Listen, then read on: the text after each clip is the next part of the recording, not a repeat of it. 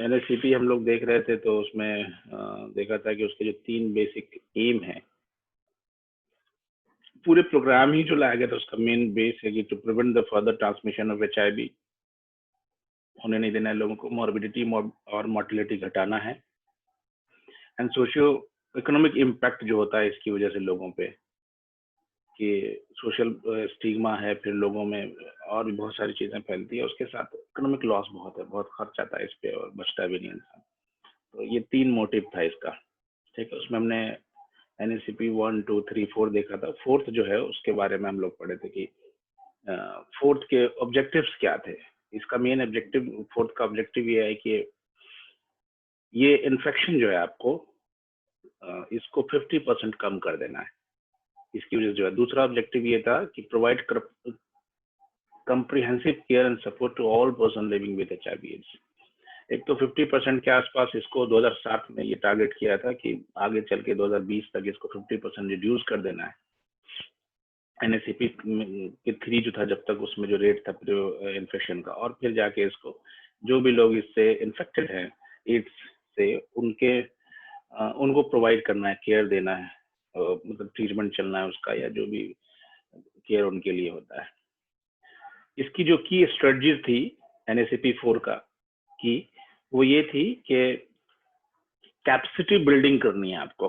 मतलब कि जो आपका इदारा है जो इस चीज को डील करता है, ये गवर्नमेंट के जो सेंटर हैं, सेंटर से लेके आगे आप पढ़ेंगे कि नैको करके, नेशनल एड्स कंट्रोल ऑर्गेनाइजेशंस अलग से सरकार ने बनाई, इंडिपेंडेंट जिसको बोलते हैं।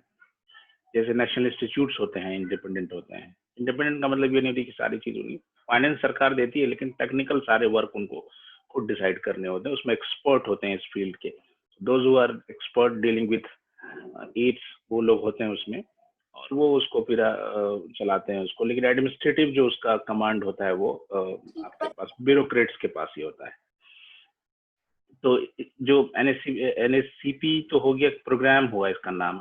नैको जो हुआ वो ऑर्गेनाइजेशन हुआ, जो उसके अंदर सारी एक्टिविटीज चल रही है।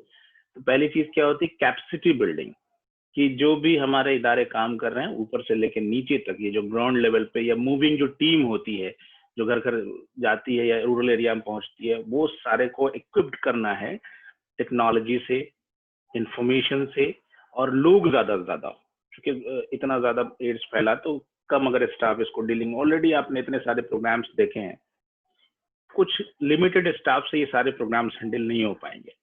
तो इसमें रिक्रूटमेंट अलग से जो नैको की टीम में, और उसको जो है एचआर से लेके ह्यूमन रिसोर्स से लेके इनकी जो है जो टेक्निकल स्ट्रेंथ है वो भी बढ़ाना है।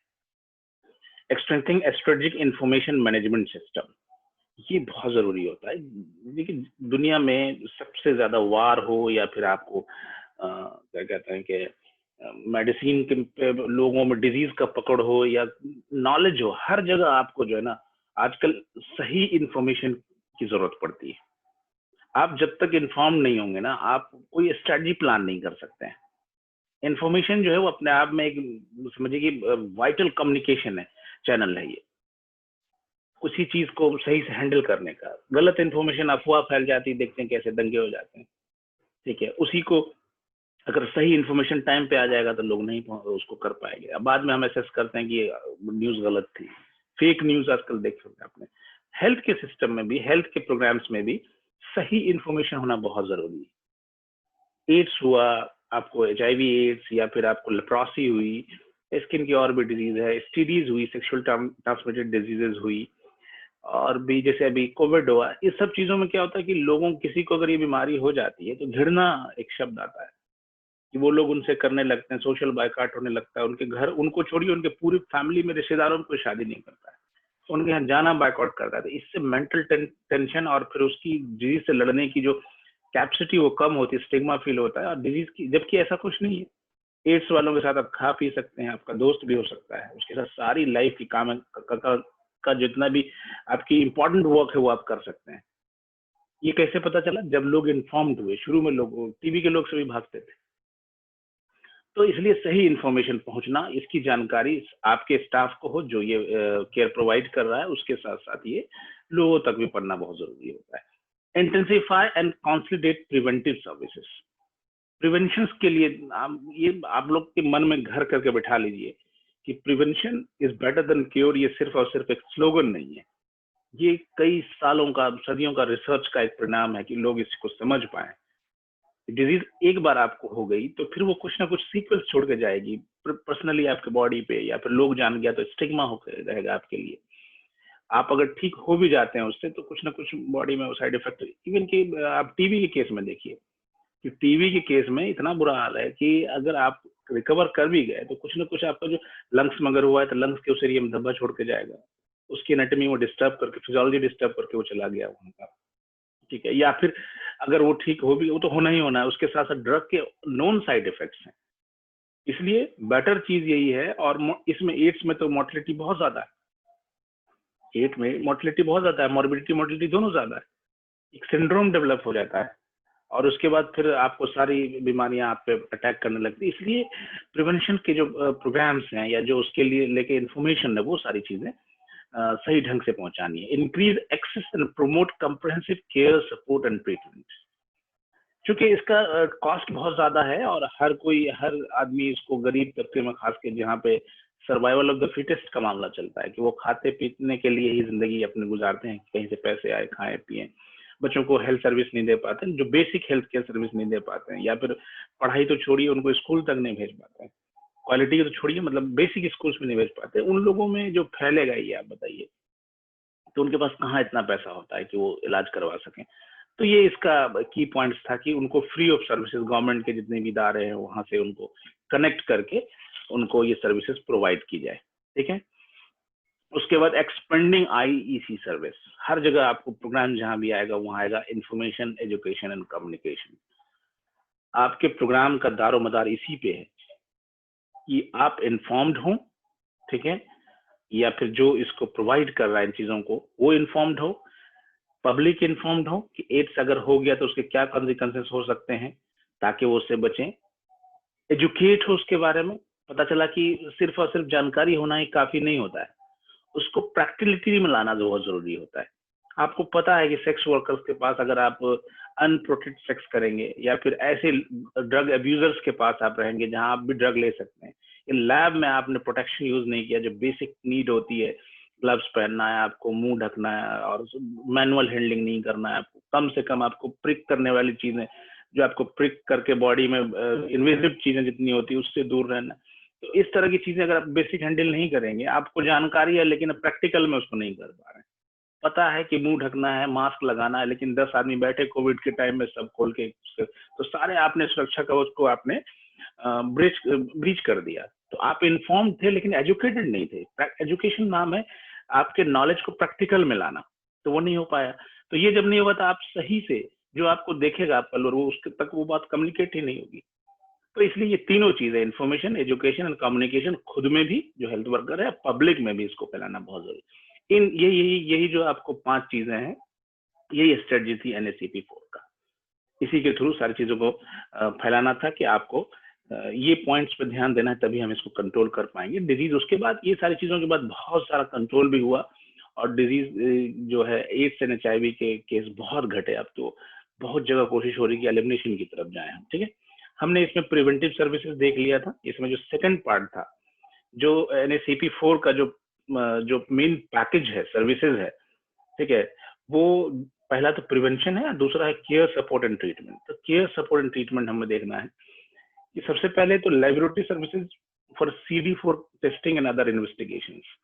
CD4 टेस्टिंग मेन होता है कि इससे इम्यूनिटी देख पाते हैं कि आपको इम्यून सिस्टम कितना अवेयर है या कितना इन्फेक्टेड हो गया है, उससे पता लगाते हैं कि एड्स की हालत क्या है। वो टेस्टिंग होनी चाहिए, जगह जगह सेंटर्स गांव तक अवेलेबल, ठीक है।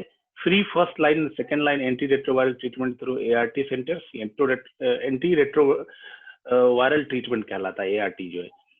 And link ART centre, ART plus centre, उसमें कुछ सुविधाएं बढ़ाने और अपडेट होने की वजह से इनके नाम थोड़े से बदले हैं, ठीक है। तो ये सबको free basics first and second line मिलना चाहिए।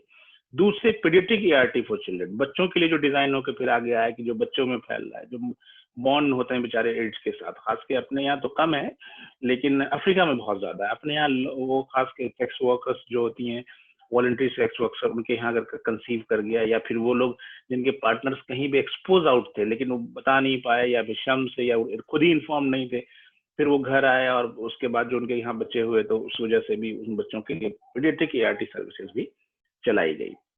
Early infant diagnosis for HIV exposed infants and children below 18 months. ये भी कहा गया कि अगर मान लिया नहीं पता चला तो किसी तरह से अगर कोई ट्रैक मिलता है या स्क्रीनिंग में कुछ आता है कि ऐसी जगह उनके फादर या मदर इन्वॉल्व थे जहां से इनको आ सकता है, या लैब में काम करते डॉक्टर्स थे, उसकी भी स्क्रीनिंग होते रहने चाहिए। Nutrition and psycho social support through community care centres. जो कम्युनिटी केयर सेंटर्स है उसके थ्रू ये बहुत जरूरी है कि उन लोगों को जो इसमें इन्वॉल्व हैं या जो लोग एक्सपोज आउट है या जिनको एड्स हो गया है उनके लिए ये सपोर्ट बहुत जरूरी है। अदरवाइज नहीं क्या होगा कि फिर वो ज्यादातर लोग जो इन्फॉर्म नहीं है या जो कम पढ़े लिखे हैं उनके अंदर यही स्टिग्मा बना रहता है कि हमारे लिए जो है वो बहुत समाज में शोषित और अपने आप को कट के एक अलग सा फील करते हैं। ठीक है, तो ये बहुत जरूरी है। साइको सोशल न्यूट्रिशन, खान पान में इम्यूनिटी इसमें बहुत कम हो जाती है, वो खाने से ही आएगी। इम्यून बूस्टर जितने भी खाने हैं वो भी अब जो इलाज गिजा है वो बेहतरीन उसका इस्तेमाल यहाँ पे आप कर सकते हैं, क्योंकि सारी चीज इम्यूनिटी पे भी जब तक वो उसको कोप अप कर रहा है ठीक है, अदरवाइज नहीं तो इतनी सारी बीमारियां हो जाएंगी कि वो बच नहीं पाएगा। और एक खतरनाक ट्रेंड जो है पहले टीवी में भी हमने पढ़ा था, HIV टीवी कोऑर्डिनेशन है, जो इसको बहुत ध्यान में देना है, क्योंकि आप HIV में क्या होता है इम्यून कम हो जाता है। टीवी क्या है, टीवी आपको अपॉर्चुनिस्टिक डिजीज में से जिनका इम्यूनिटी कम होता है खट से हो जाता है।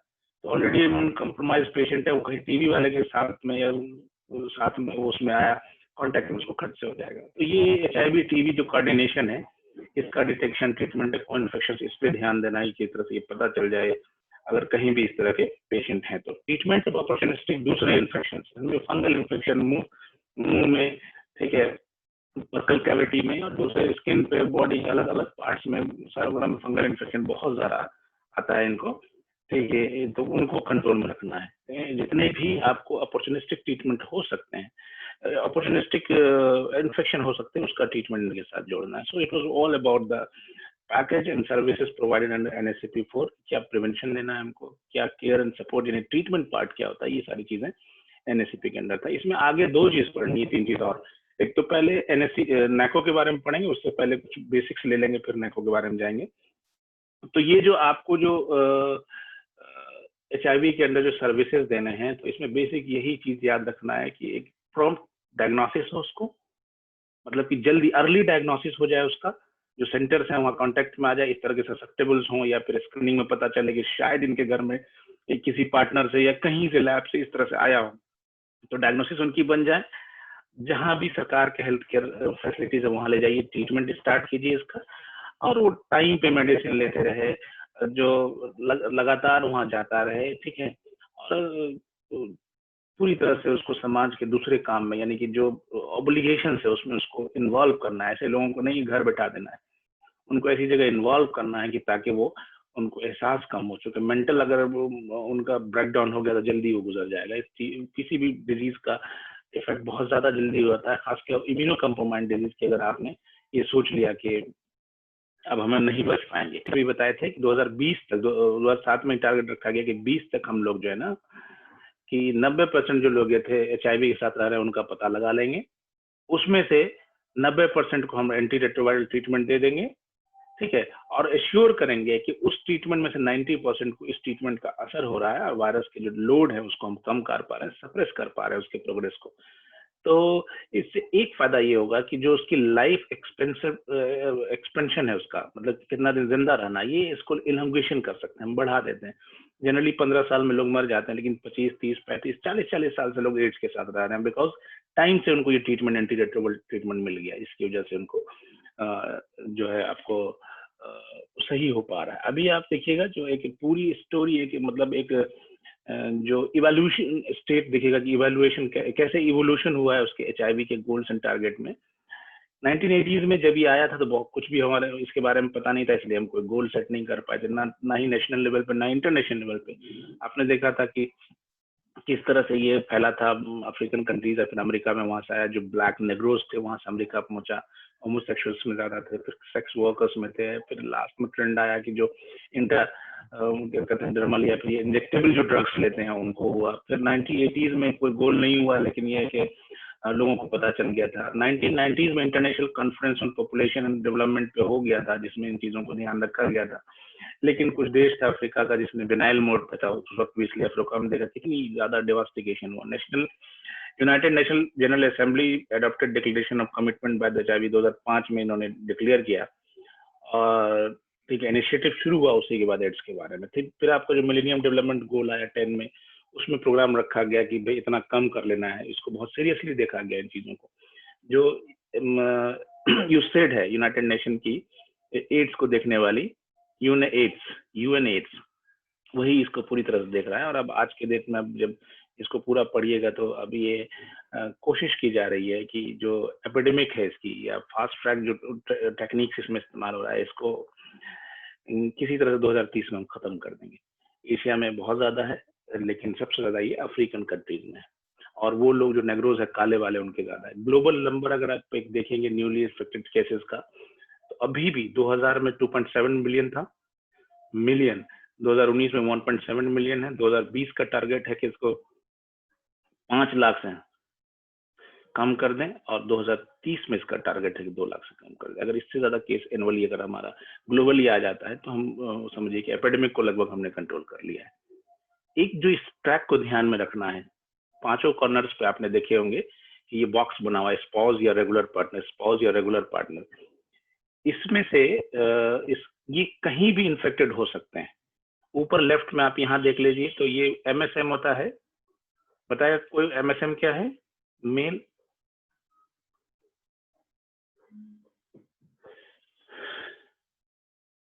चलिए आवाज नहीं, जो मेल सेक्स पार्टनर या सेक्स जो मेट होते हैं, या फिर फीमेल सेक्स पार्टनर या सेक्स वर्कर्स होते हैं, इनके थ्रू, या फिर आपने किसी भी ऐसे लोग के थ्रू जो इन्फेक्टेड था, जो आपको इंजेक्टेबल ड्रग यूजर्स था, या रिक्शा पुलर्स थे, या ट्रकर्स थे। बहुत ज्यादा एड्स का प्रेवलेंस पाया जाता है ट्रक ड्राइवर्स में।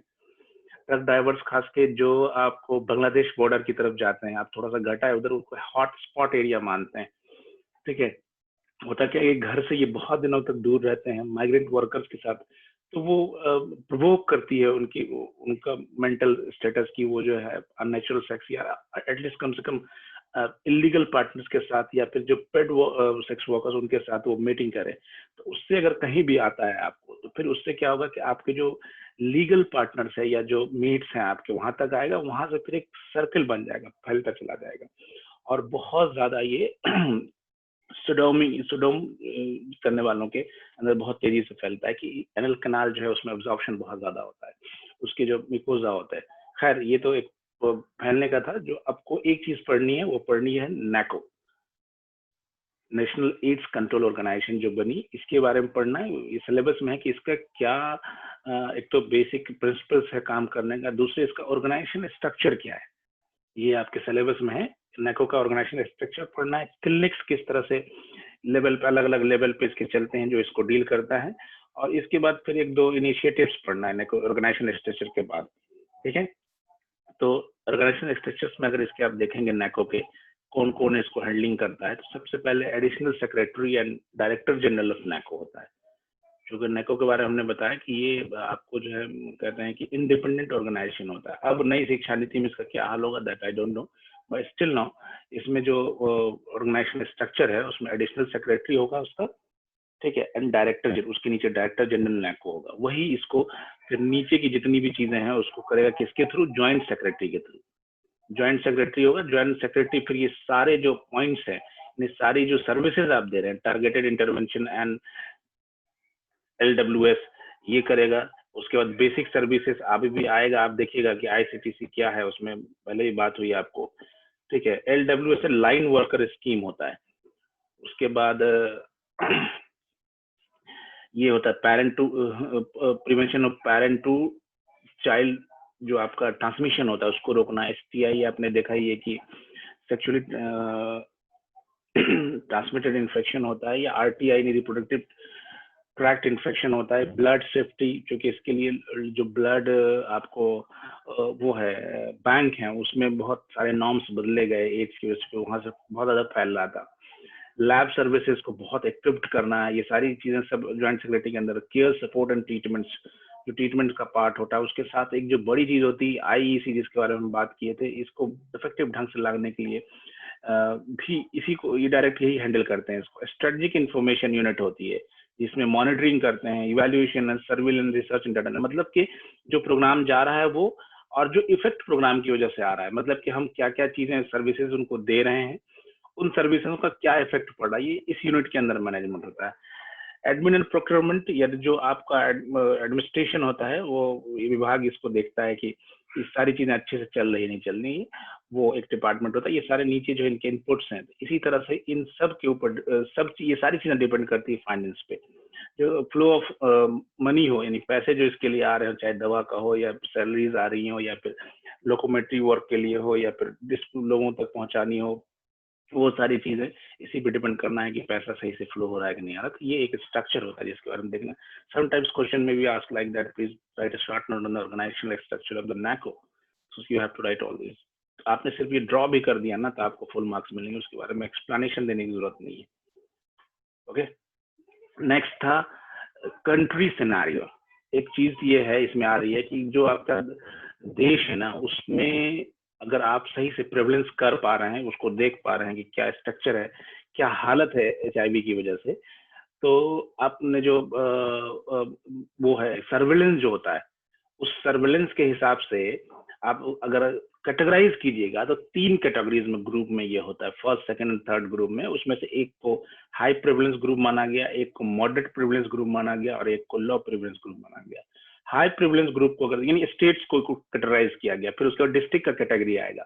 तो हाई प्रिविलेंस ग्रुप अगर देखिएगा, वहां जहां पे आपको हाई रिस्क ग्रुप में 5% से ज्यादा प्रिविलेंस है, यानी 5 हाई रिस्क ग्रुप कौन कौन होता है, मैंने पहले भी बताया कि होमोसेक्सुअल्स, सेक्स वर्कर्स, ठीक है, वो बाहर जो माइग्रेंट वर्कर्स या फिर जो लैब में डॉक्टर्स या लैब काम कर रहे हैं, बच्चे, आपको प्रेग्नेंट वुमेन, ठीक है, अनमैरिड कपल्स, ये सब चीजों में ज्यादा होता है। तो वो जो हाई रिस्क ग्रुप है उसमें अगर 5% से ज्यादा एड्स पाया जा रहा है और 1% या 1% ज्यादा एंटीनेटल वुमेन में जो प्रिसीव कर लिया, जो औरत ने जिसने एंटीनेटल केयर कहलाता है ना, एनसी, आप लोग ध्यान में होगा कि जैसे ही बेबी कंसीव किया उसके बाद डिलीवरी तक जो उनका केयर होता है, that is called antenatal care आता है।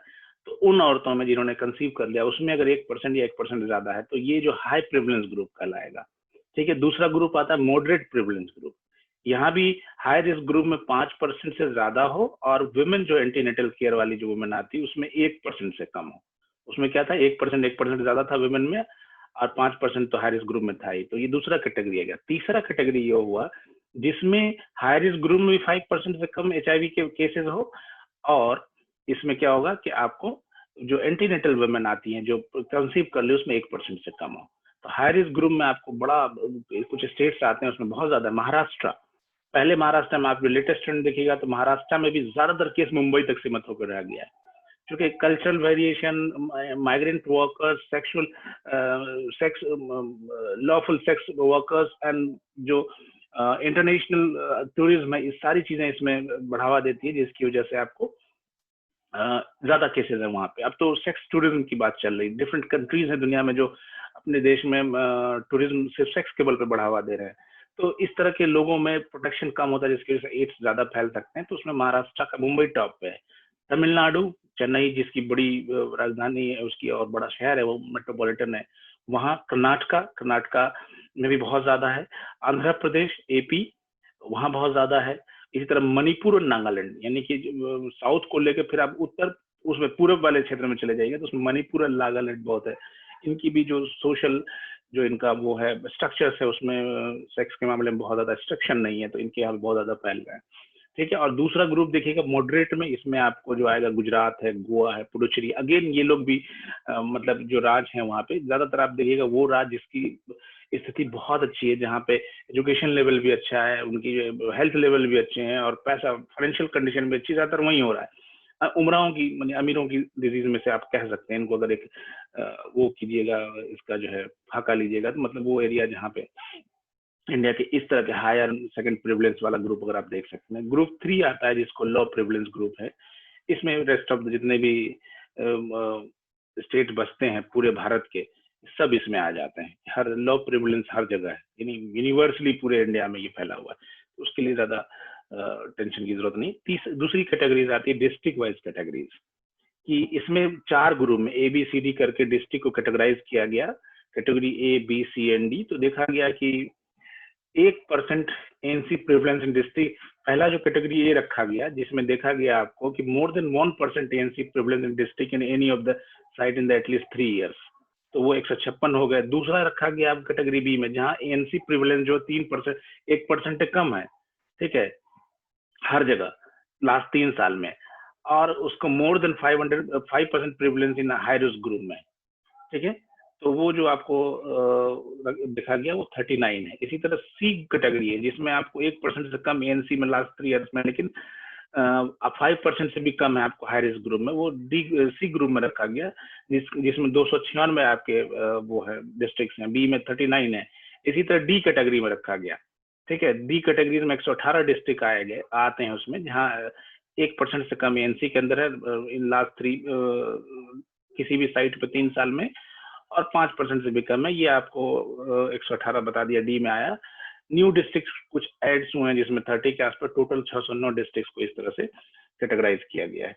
2 मिनट और आप उसके बाद ले लेंगे हम लोग। इसके बाद आप इस तरह से देखिएगा तो जो सिटीज है आपको इंडिया में, उसमें जो टॉप की सिटीज में कुछ नाम, हाई HIV प्रिवलेंस रेट अगर देखिएगा रेट है तो उसमें मिजोरम है, मणिपुर है, नागालैंड है, ये 2017 का नैको का एस्टिमेशन है इंडिया में। तेलंगाना जो अब आपको पहले आंध्र प्रदेश था, अब तेलंगाना हो गया, मतलब कि दोनों एक ही साथ था तेलंगाना आंध्र प्रदेश, लेकिन अब अलग अलग है। तो तेलंगाना में रेट ज्यादा है आंध्र प्रदेश से, कर्नाटका देख लेंगे, गोवा, महाराष्ट्र, दिल्ली, मिजोरम, ये देखिए ये रेट बता रहा है, लेकिन नंबर ऑफ केसेस में मुंबई फिर आपको ऊपर आ जाएगा। ये परसेंटेज बता रहा है कितना हो रहा है, नेशनल एवरेज जो हमारा 0.22 है, ठीक है। तो ये इसका एक रेट की जहाँ पे बात होगी तो वो मैथमेटिकल टर्म्स है, उसमें आप कंपेयर करते हैं किसी को, ठीक है, कि 100 में से कितना, 1000 में से कितना, यानी 1000 में से कितना, 10,000 में से कितना। तो ये रेट हमेशा जो है ना कंपेयर नंबर होता है। अब जो हम लोग पढ़ेंगे इस क्लास में हम इंट्रोड्यूस कर देते हैं, अगले क्लास से पढ़ेंगे सर्विलेंस, जो इसकी मेन एक्टिविटी है HIV सर्विलेंस की। सर्विलेंस का मतलब होता है खोज, कि जब तक आप पता नहीं लगा पाएंगे कि कहाँ एड्स ज्यादा है, किन कम्युनिटी के अंदर ज्यादा है, किस एरिया में ज्यादा है, किस वर्किंग ग्रुप पे या एज में ज्यादा है, तब तक आपको पता नहीं लग, आप अपनी पॉलिसीज को सही से एक्ट नहीं कर पाएंगे। तो टाइप्स ऑफ सर्विलेंस इसमें ढेर सारे। HIV सेंटिनल सर्विलेंस जो सबसे इंपॉर्टेंट है, कि एब्रप्टली पता लगा लेना हर जगह लोगों में किस तरह से ये है। दूसरा HIV sero surveillance, blood sample लेके पता लग गया। HIV एड्स केस सर्विलेंस, जितने केस डिटेक्ट हो रहे हैं कहीं से, कंफर्म्ड केस, उसका पता लगाना। सेक्सुअली ट्रांसमिटेड डिजीज का सर्विलेंस करना है, क्योंकि इससे बहुत ज्यादा फैलता है। ऑलरेडी कोई सेक्सुअली ट्रांसमिटेड डिजीज है ऑलरेडी, तो उसके केसेस में जब आप कर रहे हैं उसका टेस्ट STDs के लिए, तो एड्स का भी कर लिया, या ऐसे लोग बहुत ससेप्टेबल होते हैं तो उनको पता लगा लिया। बिहेवियरल सर्विलेंस, लोग किस तरह से इसको जवाब दे रहे हैं या किस तरह से ले रहे हैं एड्स को, ये ध्यान लगाना। और लोगों ने जो भी इसको केयर प्रोवाइडर्स हैं और जो केयर ले रहे हैं, इन दोनों की बिहेवियर क्या है इस पूरी पॉलिसीज को लेके, एड्स को लेके, क्योंकि बहुत डिपेंड करता है कि अगर उनको ये पता लग जाएगी ये स्टिग्मा है, हम बेइज्जत हो जाएंगे समाज में लोगों में, तो ट्रीटमेंट नहीं लेगा चाहे वो मर जाए, ठीक है। तो इस चीजों को का सर्विलेंस करना जरूरी, ताकि पता चले कितने % इस तरह के लोग हैं, तभी उनको हम सर्विसेज दे सकते हैं, मेंटल सर्विसेज दे सकते हैं, सोशल जो उनका स्टिग्मा है उसको दूर कर सकते हैं। Integration with surveillance of other disease like TB, ये सर्विलेंस का पार्ट है कि TB से या दूसरी डिजीज से इसका क्या कॉम्बिनेशन बन रहा है। आगे की 1-2 क्लास जो होगी उसमें सर्विलेंस पढ़ेंगे, सर्विलेंस के जो पॉइंट्स है, स्पेशल क्लिनिक किस तरह से डिजाइन किए गए इसके लिए, और 2-3 नई योजनाएं जो सरकार ने इसके लिए रखी है उसके बारे में हम बात करेंगे। ओके।